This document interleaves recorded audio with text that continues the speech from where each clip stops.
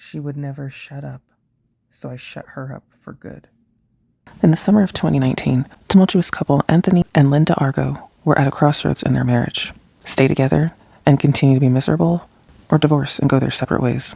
Known for having a turbulent relationship, things had been heating up between the couple in the early summer, and not in a good way.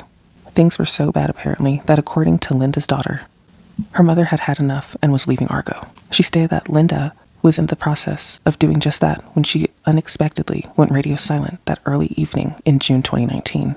Considering how bad things had gotten between the couple, her daughter called 911.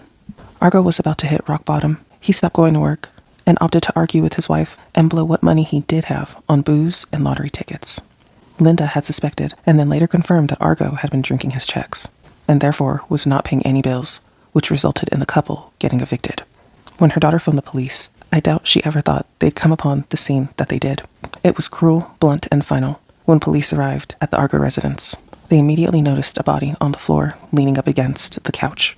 They made their way inside and came upon the brutal discovery of Linda. She had 14 stab wounds all over her upper body, with the most horrifying blow being the 19-inch butcher knife that was still embedded in the right side of her neck. Being the complete mess that he is, Argo was found shortly after passed out in a random driveway near the now crime scene. He had blood splatter all over his clothes, and a foot was completely covered in it, confirming that he had stepped in his wife's blood before putting on his shoes and fleeing the scene.